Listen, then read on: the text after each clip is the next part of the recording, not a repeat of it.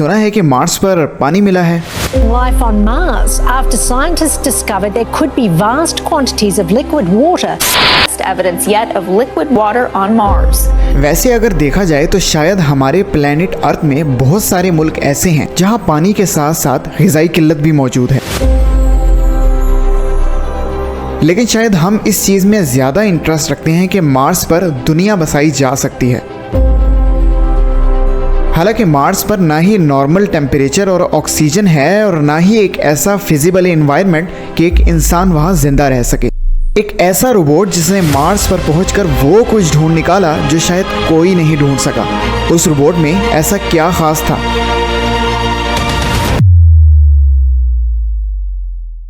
अस्सलामुअलैकुम, मैं हूं पो और आज की वीडियो में हम ये जानेंगे कि साइंटिस्ट का ध्यान मार्स पर क्यों लगा हुआ है। मार्स, जिसको रेड प्लैनेट भी कहा जाता है, वो वाहिद ऐसा सैयारा जिसकी क्वालिटीज हमारी अर्थ से करीब होने की वजह से काफी मिलती हैं। फरवरी 2021 नासा की तरफ से भेजा गया एक रोबोट जिसका नाम है परसेवरेंस सक्सेसफुली लैंड कर गया मार्स पर। एक ऐसा रोबोट जिसने हमेशा के लिए मार्स को अपना घर चुन लिया था और वो ये जानना चाहता था कि क्या कभी मार्स पर जिंदगी का वजूद था। इससे पहले 90s में मार्स पर भेजा गया वाइकिंग, जो यही सर्च करता रहा था कि क्या मार्स पर कभी जिंदगी का वजूद था भी या नहीं, लेकिन उसे कुछ ना मिल सका और तकरीबन 20 साल तक साइंटिस्ट का मार्स मिशन में इंटरेस्ट खत्म रहा। लेकिन उसके बाद ऐसा क्या हुआ कि सबकी नजरें मार्स पर टिकने लगी। पास्ट में क्यूरोसिटी नामी रोबोट जो परसेवरेंस रोबोट से पहले भेजा गया था, मार्स पर गया और ये बात साबित भी हुई कि मार्स पर पानी मौजूद है। लेकिन याद रखें कि ये रोबोट्स बनाना इतना आसान काम नहीं है। इस रोबोट को बनाने के पीछे तकरीबन 200 से 300 साइंटिस्ट मौजूद हैं। तकरीबन 6 साल एक रोबोट को बनाना और फिर लॉन्च करने के बाद काफ़ी मंथ्स सिर्फ इसी इंतज़ार में गुजारना कि कब वो मार्स पर लैंड करेगा, एक बहुत ही लंबा अरसा है। इस रोबोट की एस्टिमेटेड कॉस्ट $2.4 बिलियन है, यानी पाकिस्तानी तकरीबन 665 अरब रुपए। फिर मार्स का टेम्परेचर भी बहुत ही ठंडा है क्योंकि वो सूरज से ज़मीन के मुकाबले में दूर भी है और मार्स ज़मीन से काफ़ी छोटा भी है, इसलिए उसका एटमॉस्फेयर भी कम है और वहाँ बहुत ही ज़्यादा डस्ट स्टॉर्म भी आते हैं। मार्स का एवरेज टेम्परेचर -85 सेंटीग्रेड है। ज़्यादा से ज़्यादा यानी गर्मी में 20 सेंटीग्रेड और कम से कम यानी सर्दियों में -225 सेंटीग्रेड तक जाता है।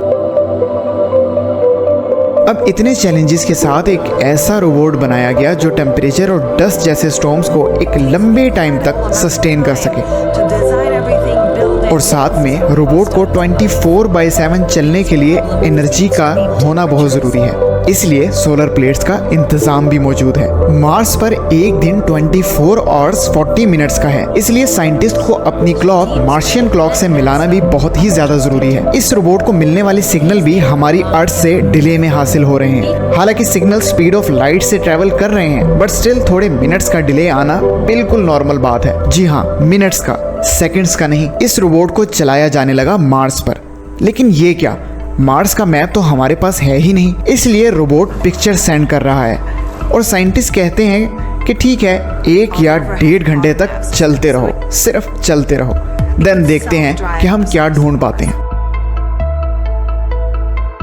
और ये रोबोट बहुत सारी चीजें कैप्चर कर रहा है जो कि वाकई में एक बहुत ही अजीब सा लगता है। परसेवरेंस रोवर ने मार्स पर एक जगह कैप्चर की है जिसको डेल्टा कहते हैं और साइंटिस्ट के मुताबिक ये तभी बन सकती है जब यहाँ पर कभी पानी की एग्जिस्टेंस हो। लेकिन इसको करीब से देखने के लिए साइंटिस्ट ने चाहा कि डेल्टा में इस रोबोट को उतारा जाए और तकरीबन 200 दिनों में सिर्फ 2.5 किलोमीटर इस रोबोट को चला सके हैं, यानी सिर्फ कुछ मीटर्स ही पूरे एक दिन में। वो इसलिए क्योंकि रोबोट की सेफ्टी भी जरूरी है, वो इतनी स्पीड में ट्रैवल नहीं कर सकता और अब जरूरत पड़ी साइंटिस्ट को एक ऐसी चीज की जो फास्ट ट्रैवल कर सके। तो यहाँ से आता है एक ऐसा हेलीकॉप्टर जो कि आया है परसेवरेंस रोवर के साथ और इसका नाम है इंजेन्युइटी। इस हेलीकॉप्टर को इसलिए बनाया गया है ताकि ये मार्स पर जाकर ज़्यादा से ज़्यादा एरिया स्पीड में कैप्चर कर सके, और इसको बनाते हुए मार्स के एटमॉस्फेयर के हिसाब से टेस्ट भी किया गया है। लेकिन साइंटिस्ट को डर है कि शायद ये मार्स पर ऐसा परफॉर्म ना कर पाए। वो टाइम आखिर आ ही गया है। इंजेन्युइटी परसिवियरेंस से बाहर आ गया है और सक्सेसफुली अपनी फ्लाइट का आगाज़ भी कर चुका है। साइंटिस्ट बहुत ही खुश हैं क्योंकि अब ये ऊंचाई और फास्ट ट्रैवल के ज़रिए इमेजेस लेगा और परसिवियरेंस को भेजेगा ताकि वो अपना रास्ता डेल्टा तक आराम से और फास्टली कवर कर सके। आखिर वो वक्त आ गया जब 5 किलोमीटर का फासला तय करके परसिवियरेंस डेल्टा के मुकाम पर पहुंच चुका है और उसने सैंपल भी कलेक्ट कर लिए हैं जहां उसे मालूम था कि यहाँ कभी पानी था। 25 अगस्त 2024 परसिवियरेंस को मार्स पर 3.5 साल हो चुके हैं।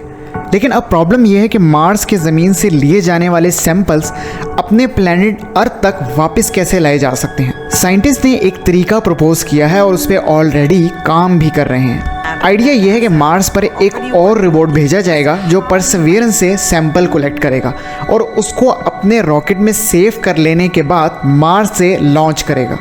लेकिन चैलेंज ये है कि जब उसे रॉकेट के ज़रिए मार्स के एटमॉस्फेयर यानी स्पेस में फेंका जाएगा तो वहाँ से आगे एक और सैटेलाइट नुमा रोबोट वो सैंपल हवा में कलेक्ट करेगा और उसे ज़मीन की तरफ वापस भेज देगा।